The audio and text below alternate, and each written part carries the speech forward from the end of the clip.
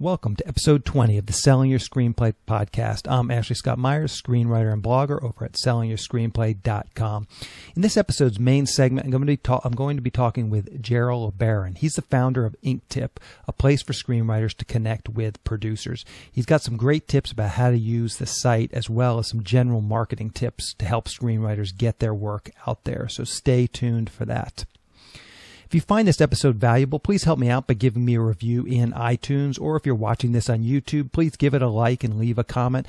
I want to improve this podcast, so some honest, constructive feedback is very much appreciated. Please also share these podcast episodes with anyone who you think could get some value out of them. I had a bunch of nice comments this past week over at YouTube.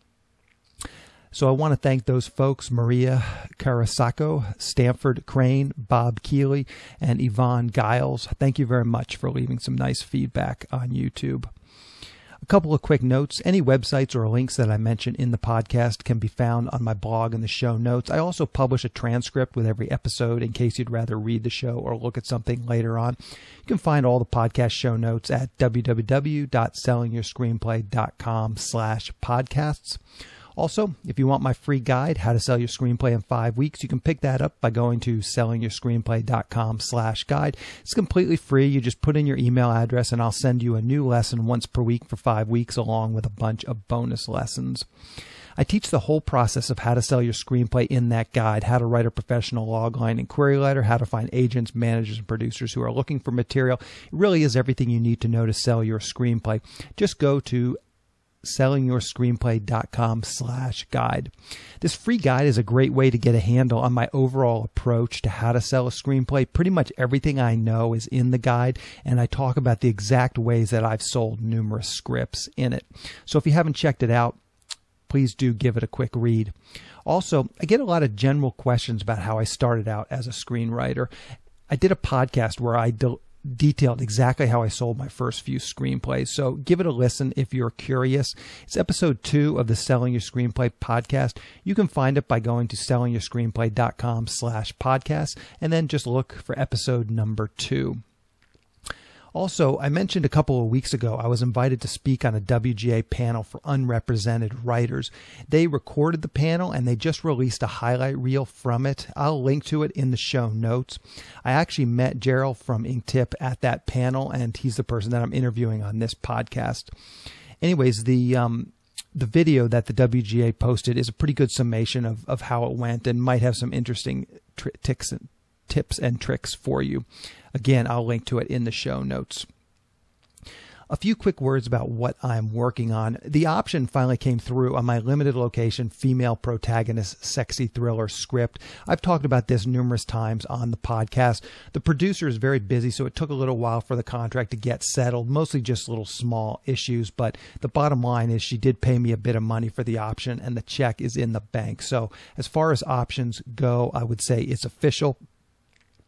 I've mentioned my baseball comedy a few times in this podcast as well. I really like the script, but the market for baseball films is fairly limited since most of the world doesn't play baseball. So it's a tough sell because there's not a lot of overseas opportunities to sell the movie once it is completed.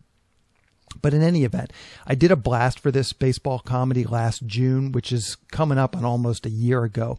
And while a bunch of people liked the script, no one stepped up and optioned it. But I did have a producer in Delaware like it enough to take it out and try and get some talent attached. He wasn't really able to get firm commitments from talent, but he had a connection with a minor league team. He had done some work for them, shooting some commercials or some trailers or something. He'd shot some films, videos, commercials, something in the stadium. So he had a pretty good contact at this minor league team.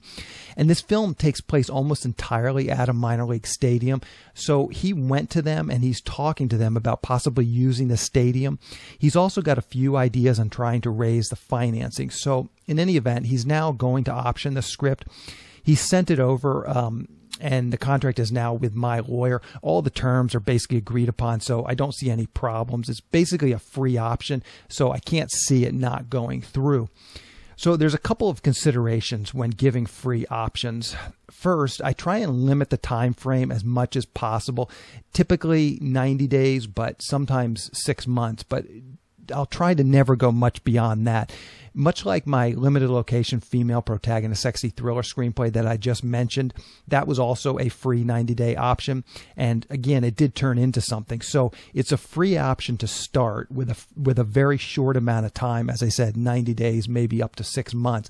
And then the producer, if they want to re-option it after that, they have to pay a decent sum of money. So now, when I say a decent sum of money, I'm talking about a figure that's in the $500 to $2,000 range typically.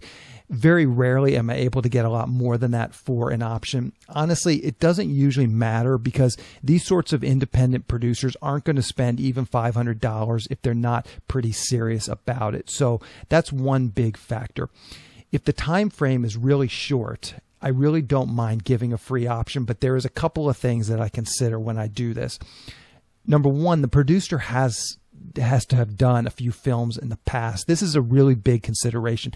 I've optioned many scripts over the years, and in all cases when the option actually got exercised and the film got made, in every single case that I can remember, the producer actually had some credits.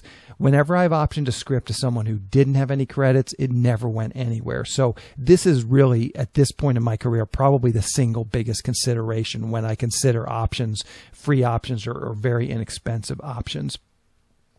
The other big consideration is that he's a really nice guy who I genuinely like. I'm actually from Maryland. As I said, he lives in Delaware, and I think there's a subtle bond just being from the same area. This is hard to put your finger on, but I feel like I understand what he's trying to do, and I trust him. And I think part of it is that since I'm from that area, there are certain nuances just in the way he talks and how he talks that I kind of get. Also, I really believe that if he makes the film, he'll do a good job with it. This is a huge consideration as well. I've turned down cash offers on scripts because I didn't think the producers were going to do a good job with the material. So at this point in my career, I have a bunch of credits. So getting another credit on a terrible movie really isn't going to help me that much. So I really do have to look closely at the producer and exactly what they're going to do with the finished product. So anyways, that's that. Hopefully it'll turn into something and we shall see. I'm still pushing hard on my new limited location horror thriller script. I've started to get some lukewarm interest in it. I talked with one producer last week who's going to show it to some of his distributor contacts and see if they feel like they could sell the finished film. Also, I mentioned that I had uploaded it to the blacklist. Well, I did get my first paid review back from the reader, and I would say the reader did not like the script even a little bit. The reader gave it a 3 out of 10, which is actually the worst score of all the scripts I've ever uploaded to the blacklist. So I really do think that this is one of my best scripts, so there's really no accounting for taste. The one odd thing, most of the criticism, they give you about maybe half a page of notes when you upload a script to the blacklist, and the one odd thing was most of the criticism that the reader gave me wasn't something that I had heard before, and I put this script through my writers group. So, numerous writers have given me notes on it, and no one mentioned kind of the problems that he saw. So I'm not really sure what to do with these notes. I'll probably mull them over. One thing I do know, though, which isn't subjective, and actually the reader even mentioned this, is that this film can be made on a very small budget. So I think I'll be able to find someone who wants to make it. I have had pretty good luck with these types of scripts in the past, but only time will tell. In any event, it did bother me more than I thought getting the 3, but I'm just brushing it off and continuing to move forward. One thing I've noticed is I've had a bunch of download requests recently from screenwriters. I'm not sure if it's because they know me through the blog and podcast, but for whatever reason, other writers have downloaded it a couple of times now. I'm happy to let anyone read any of my scripts, so I always approve them. This is actually a great feature of the site, and you don't need to pay anything to use it. Many writers will allow their scripts to be downloaded by other writers. And I've said this before, and I'll say it again. Reading lots of screenplays really is one crucial thing that you must do to get better as a writer. And a lot of times you can look at these scripts on the blacklist and you can see the ratings. So they have like a top list. And what I've been doing is I've been going to the top list, clicking through with it. And I don't know, maybe a quarter of the scripts, the writer will actually let other writers download it. So it's a good way to read some scripts. for highly rated scripts that are on the blacklist. So it's a good resource, even just for that. And again, I don't think you have to pay anything. You just create an account and sign in, and you can scroll through their top list and download scripts. So this is definitely something I recommend, even if you're not uploading and paying for their services. So now let's get into the main segment. Today I'm going to interview Jerrol LeBaron. He's the founder of InkTip, which is a place where writers can list their scripts and they can be found by producers. It's a great service, and I highly recommend all screenwriters check it out. Here is the interview. Welcome, Jarrell, to the Selling Your Screenplay podcast. I really appreciate you coming on the show. Oh, happy to be here. Happy to be here. So to start out, hey, thank you. Yeah, thanks for coming. So to start out, I wonder if you can just give us a quick overview of your career in the entertainment industry, how you got started, and kind of how you got to where you are today. Sure. Well, basically, I grew up doing construction, and I got my contractor's license, and was doing that for a number of years, and I felt that I didn't want to do construction for the rest of my life for whatever reason. It just wasn't for me. And then I found a business to buy, and it had to do with jewelry sales. And I had never done sales a day in my life before that. And it was tough. It was actually pretty tough getting used to it. And then I did very well at it, actually. And then I decided I didn't really want to do that anymore, and I wanted to do something in the arts. And I dabbled a little bit of acting, which then inspired me to write a screenplay. And so then I wrote a screenplay, and then I tried to sell that screenplay. And now, granted, I had no experience in writing, so it was not a good screenplay. It was my first draft kind of thing. But I still, just like everybody else, you've got that screenplay, you want to market it, you want to get it sold, you want to get it made into a movie, and this was back in 1999, and I just was having just the most difficult time doing that. At which point, I all of a sudden came with the idea, well, why don't I create an internet business where I can help writers sell their screenplays? And one of the things that I found when I was actually trying to get my screenplay sold is I found that producers were having just as hard time finding the right screenplay as writers were having trying to find the right producer for their screenplay. So with that mentality, I built InkTip, and that was in 2000. Valentine's of 2000 is actually when I opened up InkTip. Wow. So just take a step back. What sort of sales, jewelry sales was this? Was it like going to jewelry stores trying to sell like a jewelry line, or you had a store and people were coming in and you were selling like retail sales? It was direct sales.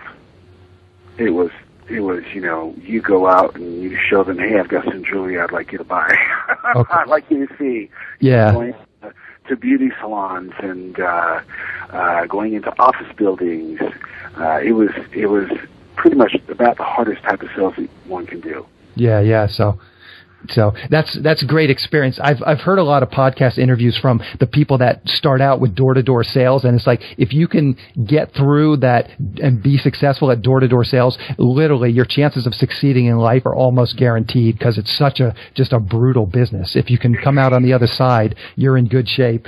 It really is. I remember I went to a building one time, an office building on Wilshire Boulevard, to sell some jewelry, and I had already wussed out several times. And so finally I brought my wife with me, and we went up in the elevator, picked a random floor, picked the door, and when I looked on the office building door, and it said, no unsolicited, some kind of thing about not wanting solicitors, and it was for law office, and I told my wife, no one is ever going to buy there, let's pick another door. And she said, no, go through that door and go to sell them some jewelry. And I said, no, it's gonna, they're not gonna, why go there? They're not gonna want to buy. And somehow she just persisted and got me to go through that door, and I sold. Wow, yeah. But I couldn't do it on my own. I just couldn't bring myself to it. But then after I did that, and I did a few more doors with her that day, I was then able to take it from there. But it was not easy. Yeah, sure. So let's talk a bit about InkTip. Can you kind of give us the 2-minute elevator pitch for how it works? and what it is? Bet. It's a script listing service. It's basically you place a script on InkTip and you fill out a whole bunch of different check a bunch of boxes regarding elements that are in your screenplay, and then producers are able to log in and search for that type of screenplay. If you're looking for a dark comedy farce with a strong female lead that takes place in the 1920s in Europe by a WG writer who lives in Canada, but the story has to contain dinosaurs, if there are those scripts on the site, a producer is able to find them. And then the producer reads the log line, the pitch. If they like it, they can read the synopsis. And most of our writers place the entire script on the site. And then right then and there, at that point, the producer then contacts the writer and says, "Hey, I'd like to, I like your screenplay. I'd like to work with you on it. I'd like to make it, or I'd like to option it, or whatever." And it's between the writer and the producer from that point on. Mm-hmm. And everything is tracked. So someone is looking at your work, you know who's looking at it. We take security pretty, we don't believe anybody should be looking at a writer's script unless the writer knows who that person is. Mm-hmm. Sure. So, and that in a nutshell is how it works. And through it, last year we had 38 movies made from writers and scripts found on InkTip. The year before that was 28. The year before that was 29. So in the last 3 years, almost 100 movies were made alone from writers and scripts found on InkTip. Great. It's the elevator pitch. Yeah. No, that's fantastic.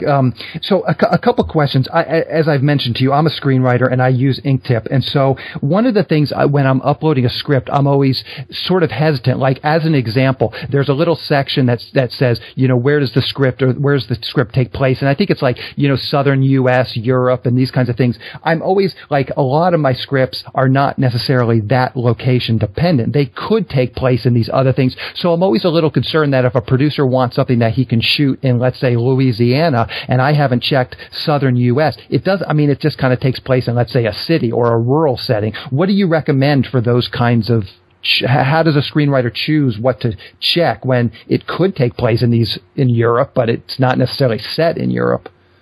I recommend that the writer does check the box that seems to apply the most.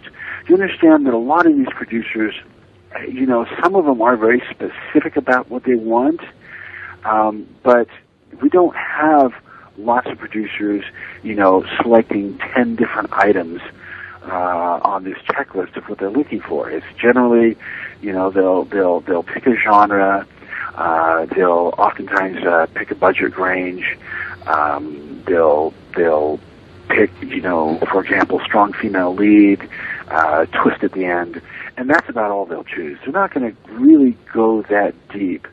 Now, there's a few instances where it is important, but like I say, the percentage of the producers who go that specific is pretty low. Mm-hmm. For example, we've got some producers in Australia, and they're specifically looking for scripts that take place in Australia, and there's no point in them looking for any scripts that take place anywhere else because it's a different culture. They have different sayings. They have different mindsets. And it's just like comedies don't translate well in other cultures because it's a culture.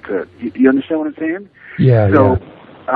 So producers who aren't specifically looking for that, and most of them are not, it's just not an issue. Yeah. So do the best you can.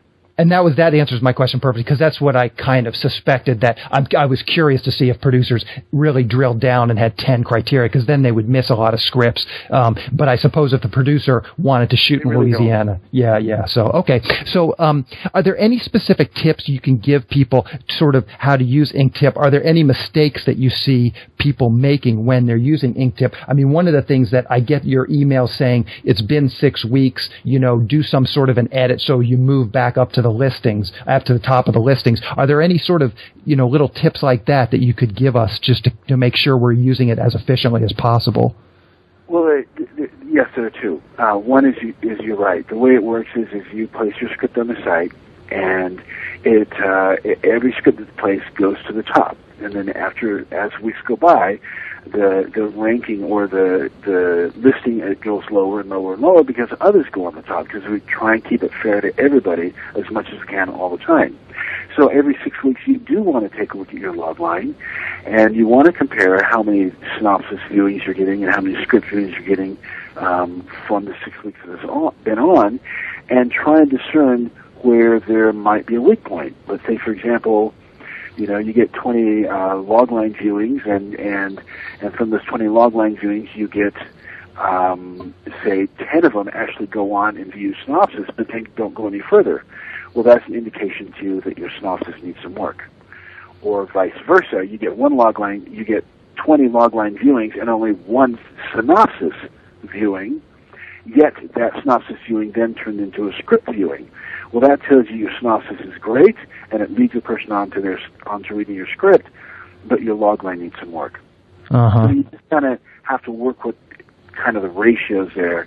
And any writer can always email us and say, hey, these are my stats, what do you suggest? And then, we'll provide whatever input we can on that. So, but they should be updating it every 6 weeks to bring it back to the top of the list so that they can get more exposure. Do you have some sort of benchmarks, like and maybe what you just rattled off was the benchmarks, but like, okay, if you get 10 logline views, how many synopsis views typically does a writer get, so you can know if like you're below the average or above the average? I would say that if you're getting 20 logline viewings and you're not getting one single synopsis viewing, you've got to work on your logline. Okay. Yeah, that's certainty. It varies a lot, but certainly 20 and then one synopsis, you need to work on the logline. And then how about synopsis views to script downloads? That would be a ratio of more like 3 and 1 kind of a thing. Because they read the logline and they go, oh, that sounds kind of like what I'm looking for. Let me read the synopsis and see if it actually is what I'm looking for. But if they did a proper search and they selected what they're actually looking for, you should have somewhere between a 1 and 3, maybe 1 and 5 synopsis to script views. Mm-hmm.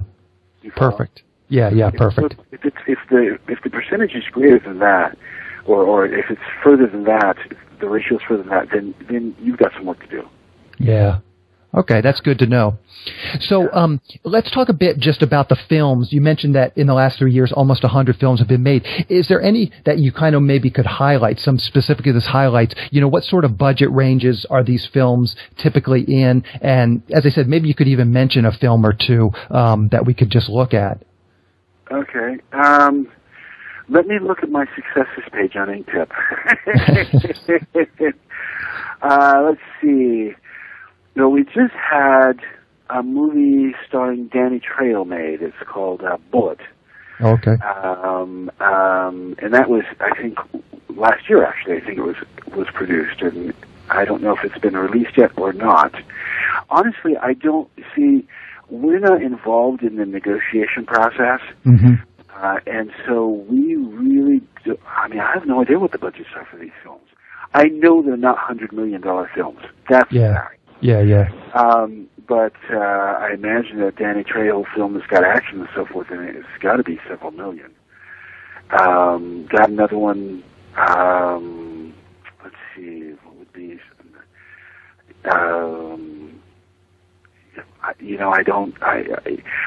we have so many, I really don't keep track of them. They're on pages, and that should give anyone enough information so that they can see the caliber of producers and the budget ranges, but I don't really know what those are. Yeah. One of the things that I've always found, and there's very little talk. Like I think, the American film market is a real good example where there's a lot of these sort of genre films. And as you're saying, most of them are probably, let's say less than $2 million or certainly less than $5 million budgets. Probably, yes. But there's not a lot of people talking about these movies, but I think those are some of the best opportunities, especially for new writers or even experienced writers, just because those producers are typically much more open to working with unrepresented writers or new writers. And there's a tradition in Hollywood for people starting out with these type of films. James Cameron one of his first directing gigs was Piranha 2. So a lot of these films don't get talked about. And the other misconception I find is that when people say independent films, they typically think Sundance art house films. And really there's a whole 90% of independent films is not Sundance art house films. It's these, these genre films that like exactly what you just mentioned, and I'd kind of be curious maybe to have a producer or something on and really talk about these, because that's what I've found with InkTip is I've interacted with several producers sort of in that realm, and there are legitimate producers making solid movies, and the nice thing is many of them have a business model that actually works, and so they're going to be producing movies for a long time in the future too. So if you can get that relationship, it could lead to a lot of scripts. That's 100% correct. Actually, if you really look at it, how many studio movies are made every single year? It's not that many. A studio such as Disney or Fox or Paramount or, these guys only produce like one a month, Mm-hmm. So you've got 50,000 writers vying for one movie a month from each of the major studios. And some of them do less. Some of them do only 5 or 6. Mm-hmm. But those are all huge budget. And these movies that are coming out from the studios, a lot of them are now comic book based from Marvel or DC Comics, and so then that brings the percentage down even further. Or they're based upon a best-selling book. So the amount of the odds of a writer actually getting their movie made in a major studio without having already several films under their belt they're really slim. Mm-hmm. So I would definitely concentrate on the producers who are able to actually get movies made right now, as opposed to getting it into the studio system. I mean, one should always shoot for it, but one shouldn't just say it's them or nothing. Because the odds in the studio world are so slim. Yeah, for sure. And that's really, as a screenwriter, that's where I've made my career. I mean, most of the movies I've worked on, as I said, they've all been well less than $5 million. But I've got several movies that have actually been produced. So and you've got paid for it. Yeah, exactly. And there is some decent money to be made. So let's take a step back. Just as someone who interacts with a lot of producers through InkTip, can you give us some screenwriting tips? What are producers looking for, and just general writing tips? Okay. Here's the first thing on what a producer's looking for. This is it vacillates. It goes the gambit depending on what's most successful. So in other words, as soon as Little Miss Sunshine made its heyday and was just doing incredible, then we had producer after producer saying, I'm looking for the next Little Miss Sunshine. Mm-hmm. But you have to understand that at the point that they're looking for the next Little Miss Sunshine, that screenplay already has to be written. It's already got to be fully fleshed out, and those producers are looking for the ones that have already been written so that they can immediately tap into this market and get that thing produced in the next year or less. Mm-hmm. So if you're trying to follow trends, you're going to have a real hard time with it. What you should be doing is if there's a genre you like, write what you love to write. The only suggestion on it is try and make them try to write them so that they can be done on a smaller budget, so that you've greatly increased the odds of you being able to get the movie made. But don't try and follow the trends. You're not. It's just not going to work. By the time you recognize that trend and start to write a screenplay for that particular trend, that trend will be gone. Mm-hmm.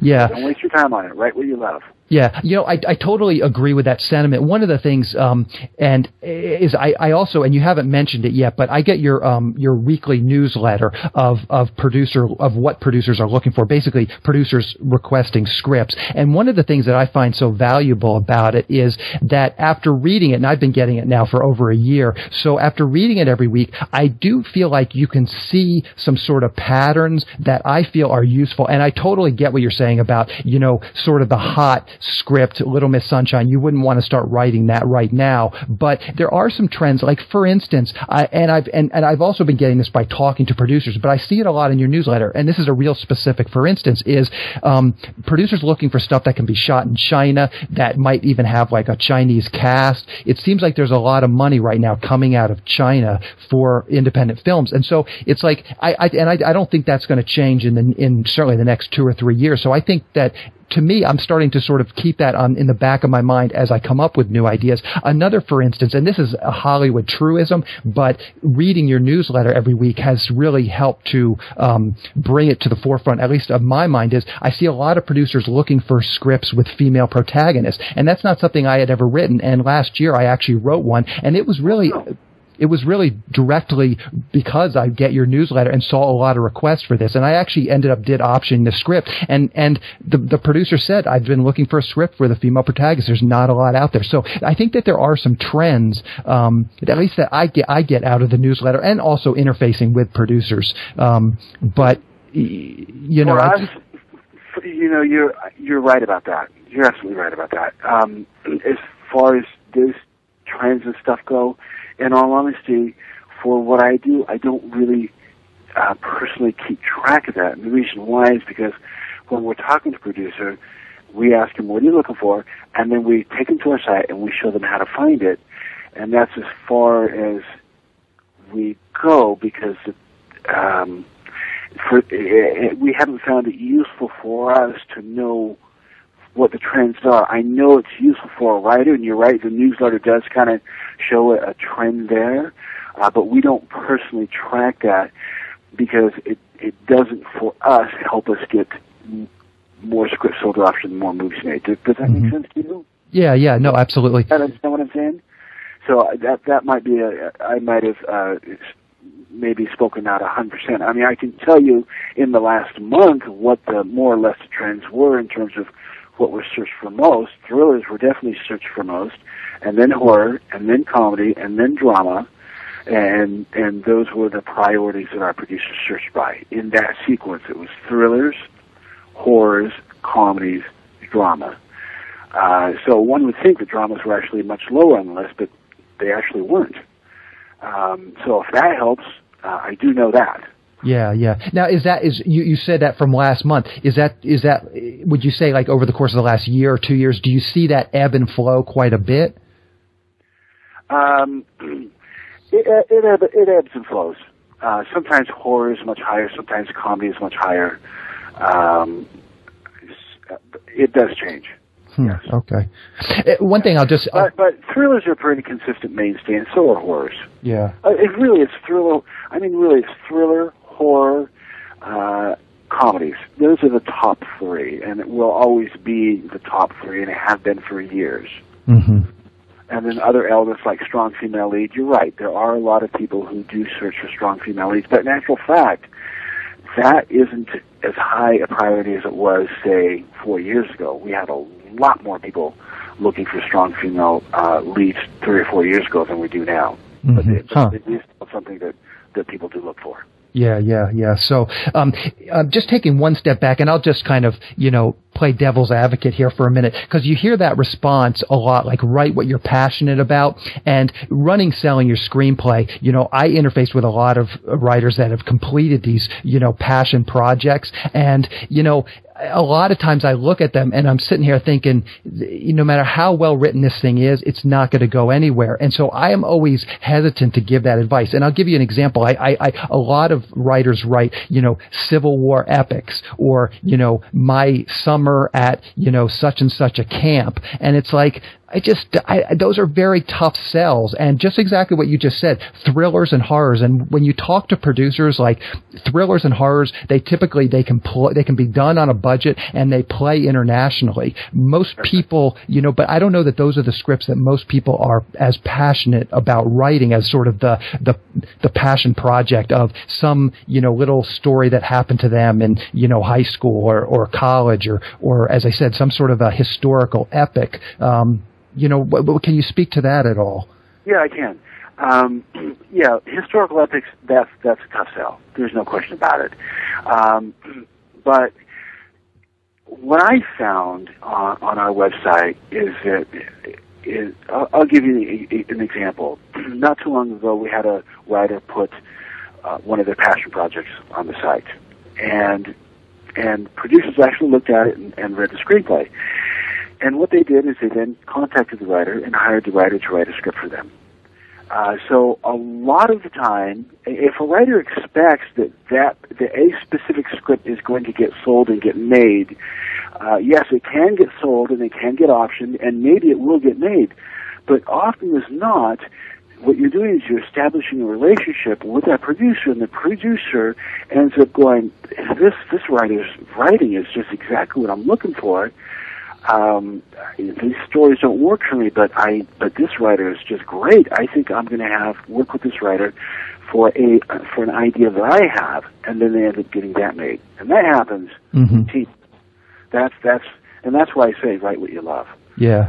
Because even if you don't get that one sold, you will have producers check it out, and then those producers will then contact you and say, write this for me, or do you have anything else because I like your writing style, or I've got to deal with so-and-so to make such and such movies per year, and this is what I need, can you help me out with that? So I see it more often as not that the first screenplay put on the site doesn't necessarily get sold to option and is basically a writing sample that then gets to write other work. Mm-hmm. Yeah. So that's why I say write what you love. Yeah. No, I certainly agree that, and obviously that does definitely happen. I guess from sort of my perspective, I've always just looked at it as, and I think everything is sort of a numbers game, and so if your chances of getting hired to write a thriller for a producer are greatly increased if you write a thriller to begin with, and same thing, if you write a thriller to begin with, your chances of actually getting that movie produced are probably a lot greater. So if the writing is good, obviously the writing has to be good no matter what. You take a look at a drama. A person has they've got a passion about a part or aspect of their life, and they write that. Mm-hmm. And the producer doesn't think it's marketable, but it's still a drama, and they like the writing. So then they contact the writer and they say, "Write me a story about this." Mm-hmm. So, I mean, obviously, if you're going to write a historical piece, you have to know from the get-go that you've drastically reduced your chances. Yeah. But when I mean write what you love, if there's a particular genre that you like, such as horror, comedy, or drama, and let's say it's comedy, you love writing comedy, but the trend right now is for thrillers. So you decide to write a thriller, even though you don't like to write thrillers. Well, there's not much point in that. So if you love writing comedies, write comedies because the trend will eventually go back to comedy. Mm-hmm. Sure. So that's more what I mean. Yeah. I can clarify that better. Yeah. So let's take sort of maybe a little bit more of a macro view. You and I were on a panel last week and kind of got to chatting about, this idea of how much time a writer should spend writing and then how much time spend marketing. And I wonder if you could speak to that, because I know as a someone, again, who runs a site and I interface with a lot of writers, I'm always amazed at how little time screenwriters spend. They might spend 6 months or a year writing their script and how little time they actually spend marketing. So what's your sort of stance on that? My stance on it is that you take any. Well, there's this phrase, and I don't even know who said it. I should look it up sometime. But basically, success is 10% inspiration and 90% perspiration. Now, for writers, that percentage, the ratios can be different. But let's just, for now, stick with 10% and 90%, right? So we've got to define first, what is that 10% inspiration? And here's what the 10% inspiration is. It's coming up with a great idea for a script that you really want to write about.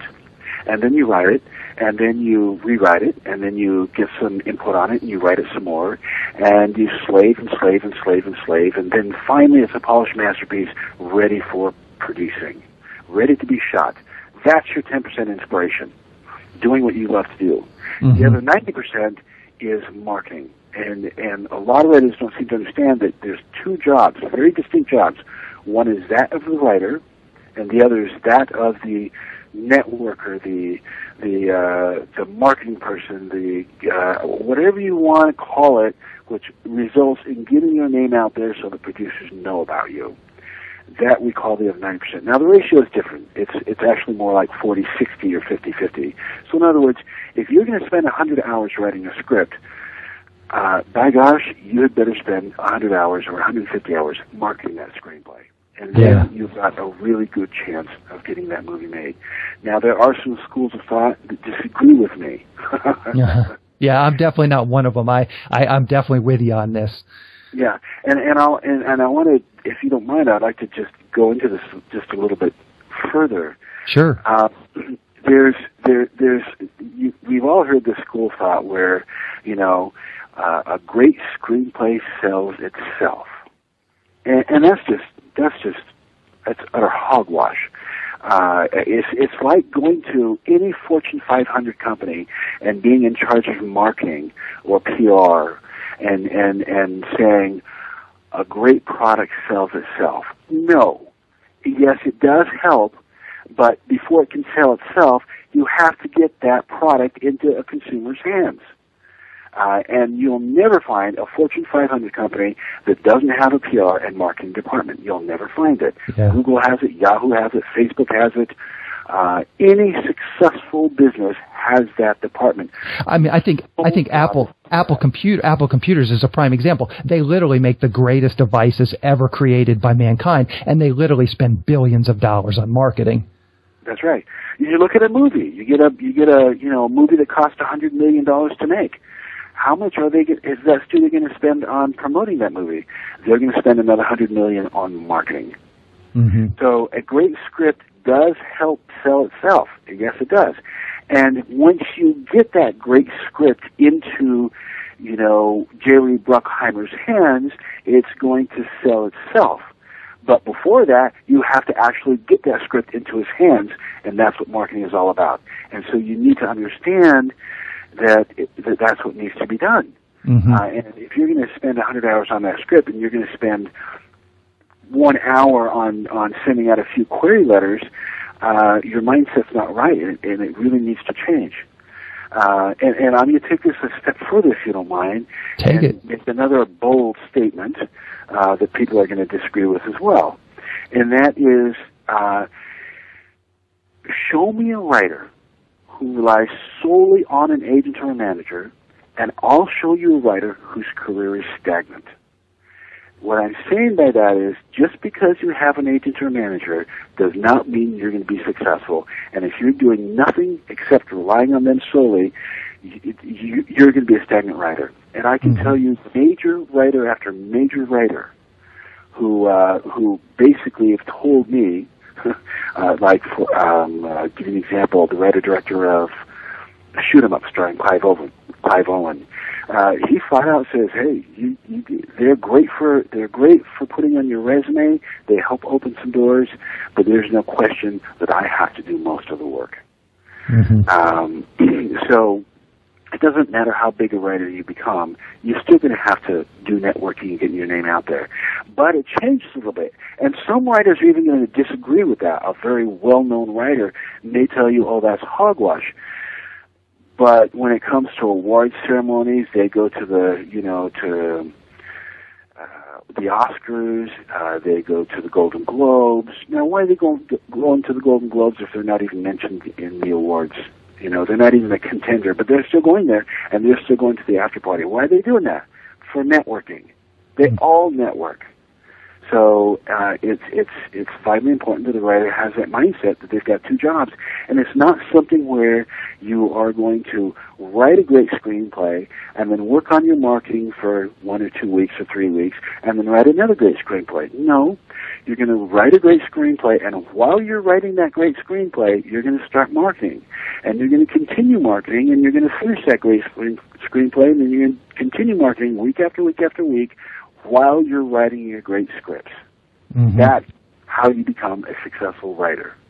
Yeah. No, I totally agree. Another point that I would add to that is I was reading sort of about InkTip and how that was created and how you talk to a lot of producers before you actually created it. And that's in the entrepreneurial world, that's called customer development. And I think that's another thing that a lot of screenwriters miss is that marketing begins before you start writing your script and, interfacing with producers, talking to them, doing stuff like what we just talked about, getting the newsletter, seeing trends, and great marketing is baked into the product. And, that's part of the evolution of the writers getting better at understanding what producers want and starting to write scripts. Just like you tried to build an online tool specifically for producers, writing a script that actually has a market and actually has producers who want to read it and want to potentially make it. Exactly. So I wonder too. You mentioned basically a 50-50 split, and that's kind of the number I generally give people, just in terms of time. And once you have a couple of scripts going, and I do also usually tell new writers who are literally just beginning. I usually tell them at the early stages, spend your time just writing for the first year or two. Write 2 or 3 bad scripts, and then once you kind of have maybe the 3rd or 4th script, and you feel like you're getting a handle on it, that might be the time to start to turn up the screws on the marketing. What do you think about that approach? I think overall that's a good approach. A writer should have a few scripts written. There's no way for me to put a number on it. I mean, there are some writers who just happen to have just written the perfect script the first time. That does happen. It doesn't happen often, but it does happen. But they should get a little experience in writing. They should have gotten coverage on it, or at least have their writer friends read it and get a feel for it. And so yes, overall, I think you're pretty much on the money there. So. Again, talking about this 50-50 split, what else besides obviously InkTip, what else should a writer be doing in your estimation to market their work in addition to InkTip? I mean, contests, other services like InkTip, just general networking. What other sort of advice would you have for writers? Get ingenuity. What's the word? Ingenuity. Yeah. Think outside the box. Think outside the box. Certainly use the internet. There are, when I first started InkTip, there were maybe 150 producers who were actually even using the internet at all to look for screenplays. So now there are thousands of them. So I would definitely recommend that they use any service that they can that can help get their screenplay into producers' hands. The only caveat that I would have on that is that, you should do a little bit of research on the internet service and see what results are. Are scripts getting sold or optioned as a result of others using that service? Are movies getting made? And if they are, then I would definitely pursue it. But there's also so many ways that a writer, even if they don't live in LA, can market their screenplay. And let me just give you an example. Let's say you want to get your script into Jerry Bruckheimer's hand, excuse me, or Christopher Nolan's, or any number of well-known director or producers. Now, you can I would first always go direct and try and approach the company that represents Jerry Bruckheimer, right? And Sure. submit it, but you may not get anywhere. So, then the next thing you do is you look up the films that Jerry Bruckheimer has made, and you look at all the other producers on those films, and you try and approach those guys. And then you approach the UPMs, the unit production managers on those various films.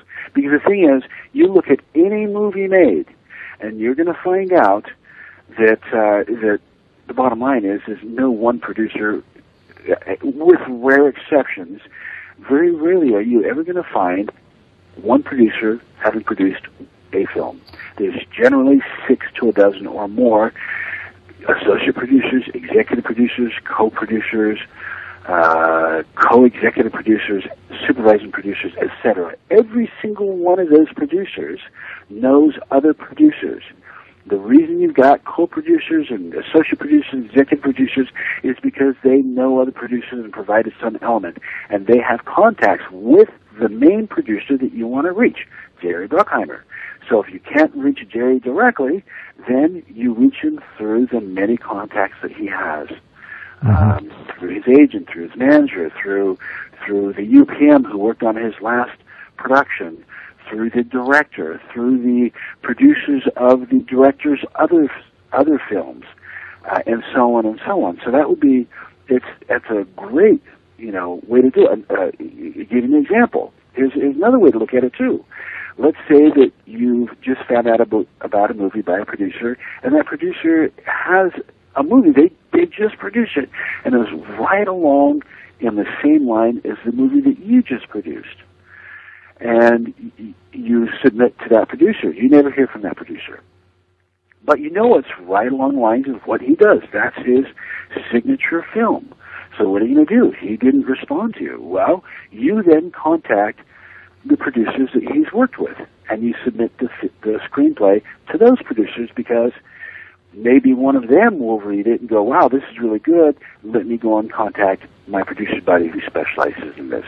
Mm-hmm. So that's a great way to market and be strategic about who you're submitting your films to. You find one producer, and then you find all the producers that producer's connected to, and you submit to all of them the screenplay. Mm-hmm. Does that make sense? Yeah, absolutely. That's a great tip. And let's just as you were describing that, I was thinking about what are actually the specifics. In this day and age, you can probably Google someone's name. You might be able to find some of these producers on places like Facebook, LinkedIn, Twitter, so you could friend them there and try and interact with them there. IMDb Pro is a real good resource for having phone numbers. Sometimes they'll have fax numbers and email addresses. Is there any other tips you have for like the logistics of actually finding the contact information and contacting these people?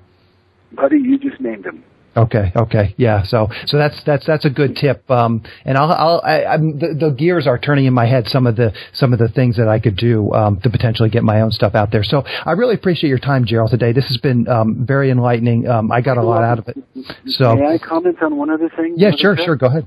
Okay, cool. Another thing is that as you become, let's say you submit a screenplay to a particular producer, and the producer kindly says, this isn't quite for me, or they even read the screenplay. They read the script and they're going to pass on it, but they were real nice about it. That's not the end of the road for you as a writer. Mm-hmm. The next step for you to do is to send them a quick little email and say, okay, great, I understand, no worries. By the way, I've got another project I'm working on, and it's such and such. I wonder if you might be interested in that. Or, by the way, I'm spending a lot of time writing. I've got 3 that I'm working on. One of them I've been developing for a year now, and it's just about ready. And I wonder if I might be able to just, once every couple of months, hit you up and let you know what's going on and see if there's something that you might be interested in. And most of the producers are going to say, sure, yeah, go ahead and do that. Mm-hmm. And then starting to establish a relationship, and that's what you want to do. You want to establish relationships with these producers and directors and agents and managers and so on. Mm-hmm. And you should most assuredly be sending an update to your guys once every 2 months. Maybe once every 6 weeks, but absolutely you should be updating them every 2 months. And I'm going to give you a real life example of this. One of my guys, his name is Gato Scatana, who worked for me for about 5 years, and now is a full-time producer. But even before he became a full-time producer, and understand, he's not a big guy yet. The movies that he's produced are somewhere between the $250,000 and $500,000 range. But he's been networking, and he had this one producer on the movie called Filth, which I believe just completed production, starring James McAvoy. And so this is a $15 million movie, way out of his range. Mm-hmm. But the producer of that movie would send Gatto updates once a month, once every couple of weeks. Whenever there was some new information, that producer would send him updates. And lo and behold, the producer needed some finishing funds for Filth. And it just happened that God, even though he's only $250,000, $500,000 movie maker, he had a particular contact, and he was able to help get that film its final financing. And so it's not just writers who are involved in networking, it's producers too, and producers, the smart ones, likewise do updates. Mm-hmm. So that's just an example of you never know what can. And there were like 40 emails, I think after all was said and done, before the money actually changed hands and went to the film, it was 65 emails. Yeah, sure. So networking is part of establishing your own newsletter. So anyway, I just want to add that little tidbit as as part of marketing yourself. Yeah, for sure. That's a good tip. So what's the best way for people if they just want to learn more about you or get in touch? What are some of the good ways for people to do that? Just go to InkTip.com. Okay, perfect. And check out the services there and check out the successes. And it's pretty easy to get more familiar with it. And if you've got a question, there's links on there where you can just hit contact and send us an email, and we'll respond to you. Perfect. I'll link to that in the show notes so that people can get directly over there. So once again, Jarrell, I really appreciate your coming on the show. It's been very enlightening. I really do appreciate it. Thank you very much. Yeah, you're welcome. Thank you. Just a quick plug for my upcoming class, How to Write a Killer First Act for Your Screenplay. I'll be running this online class May 31st at 10 a.m. Pacific Standard Time. It's all online, so if you have an internet connection or even just a phone line, you can participate. You can listen to the audio portion of the call through a normal telephone, so you actually don't even need to be online. I'm going to be doing a deep dive into the first acts of Back to the Future and Legally Blonde. Both of these screenplays have great first acts, and in this class, we're going to talk about all the reasons why and how you can apply those lessons to your own writing. Just go to www.sellingyourscreenplay.com/classes to learn more about it. In today's Writing Words section, I wanted to reflect on something that Jarrell talked about.